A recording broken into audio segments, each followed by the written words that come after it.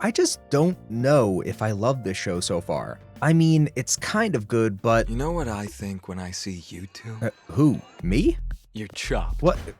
You didn't have to be mean about it. In the Clear Moonlit Dusk is a currently airing anime of the winter 2026 season that you probably haven't heard about, and frankly, it's an easy one to miss. Besides the major standout factor of this show being that it's essentially heterosexual yaoi, it doesn't really have much setting it apart from the competition in terms of actual substance. Not to mention, the other romance shows being released alongside it are good, such as You and I Are Polar Opposites and Tamon's B-Side. Now, with the winter 2026 season rapidly approaching its end, is this seemingly run-of-the-mill show something you should be spending your time on, or should you skip it altogether for bigger and better things? In short, maybe. There's some potential here for sure. It's a decent romance anime that you can certainly sink your teeth into. But if you're looking for something with deep, developed characters, you're probably not going to find that here. Before I get too into that though, let me give you a brief rundown on what In the Clear Moonlit Dusk is all about. We open following our main character, Yoi Takiguchi, a teenage girl in her first year of high school who's living a very ordinary life. While she may seem like your standard run-of-the-mill high school student at a glance, she actually has quite the reputation, due to her status as the prince of the first years. Now, this isn't an actual title or anything. Rather, it's a nickname given to her against her will, due to her boyish features and overall helpful/chivalrous demeanor. I should also clarify that while she doesn't like the nickname, those who call her this aren't necessarily mean-spirited. The consensus seems to be that while she does look more masculine, she's also very attractive. I mean, have you ever really seen an ugly prince? Exactly. Yoi is going about her school day as normal when her prospective love interest, Kohaku Ichimura, jumps into her life. Literally. While it's a chance encounter at first, the two have an instant attraction towards each other. As it would happen, Kohaku is known as the Prince of the Second Years. So, our story begins. A blossoming relationship between the two princes that's more about personal growth than actual romance. And that's an introduction to In the Clear Moonlit Dusk. In the Clear Moonlit Dusk is supposed to be somewhat of a return to the classic romance anime format. A muted, somewhat realistic school environment, a love triangle, a chance encounter of opposite personalities, and a slow burn, gradual forming of a relationship. For all intents and purposes, this show succeeds in that regard. It checks all of the boxes of a more traditional romance anime, and adds some fun aspects here and there, like the strange trial relationship between our two main characters early on. It's a plot point reminiscent of Wolf Girl and Black Prince, a romance anime from 2014 where a fake relationship develops into a real one. Ooh, I may have aged myself by bringing that show up, but it's super similar and relevant, okay? While In the Clear Moonlit Dusk succeeds in what it's trying to do, providing a familiar and comforting watching experience, there are a couple factors that I believe hold this show back from being truly great. I think there's an overarching lack of relatability throughout the show that really hinders it from going beyond, that was pretty good. A real draw to any anime is when you can see a bit of yourself in what's being portrayed on screen. Not in the sense that you want to directly identify with everything presented, but more like a, yeah, I've been there. The issues being presented here are hyper-specific. I doubt that anyone in the audience has been bullied for presenting as an extremely attractive male. It's just not something that happens. Maybe some people can identify more with Kohaku and how people only view him at the surface level due to his status and wealth. But even then, it's a bit too specific.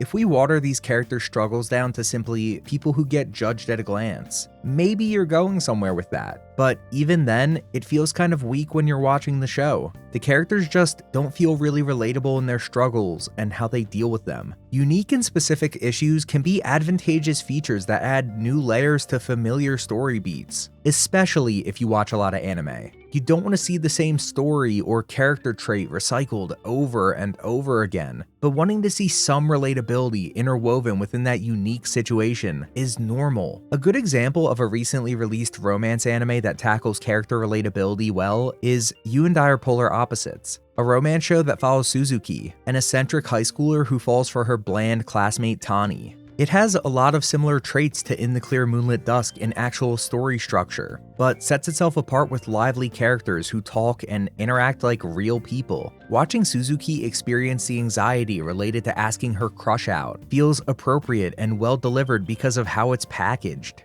And all of this is in a show that has no unique pull outside of the main character having pink hair and accessorizing well. Despite it not having something at a surface level to hook you in, and it conforming to well-established tropes of the romance genre, it still feels refreshing and, more importantly, entertaining, due to how well done the characters' personalities and struggles are portrayed. While the struggles of our characters aren't necessarily relatable in the way that they've been presented to us, I do find the overall concept here very interesting, and particularly unique for an anime. Body image issues come in many different forms, whether someone thinks they're too fat, too skinny, too masculine, too feminine. What these things have in common is that they're seldom talked about in anime, and romance anime specifically. I just wish that this show leaned more into the main character's struggle with masculinity, as that's the one interesting trait that would really set this show apart from other romance series. I think the MC enjoying someone treating her as feminine and her subsequently exploring that side of her is intriguing in its own right, but beyond being a generally nice and caring person to strangers and allegedly looking a bit masculine, she doesn't really exhibit any actual masculine traits.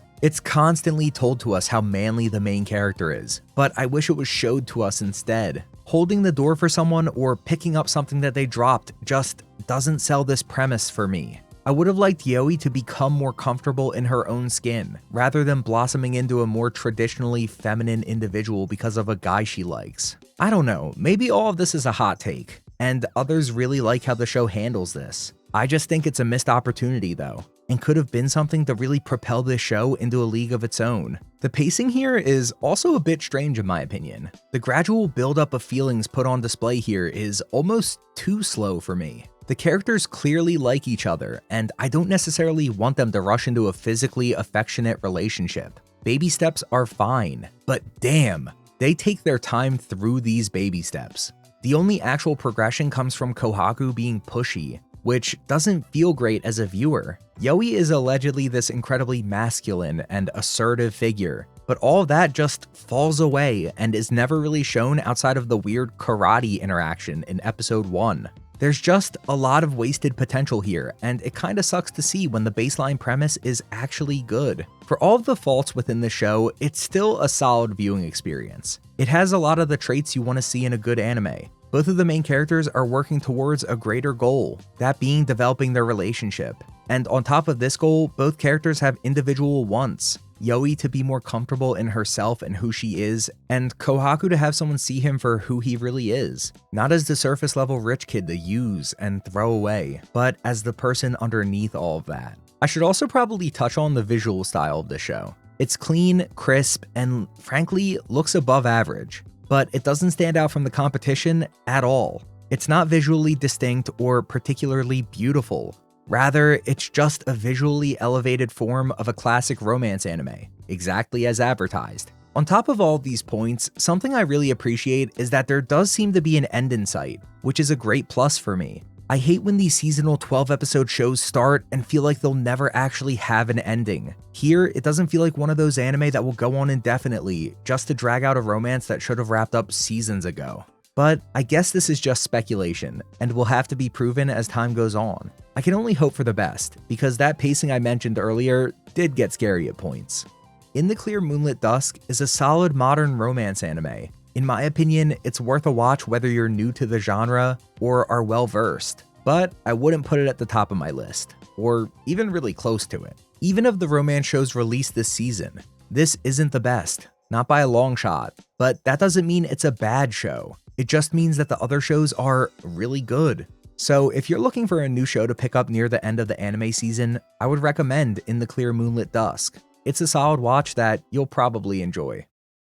Hey everyone, I just want to say thank you if you made it this far into the video. I really appreciate it. This is kind of a deviation from my normal first impression style videos. What do you guys think? Do you agree that In the Clear Moonlit Dusk could have been better in some areas, or do you have a stronger opinion about it?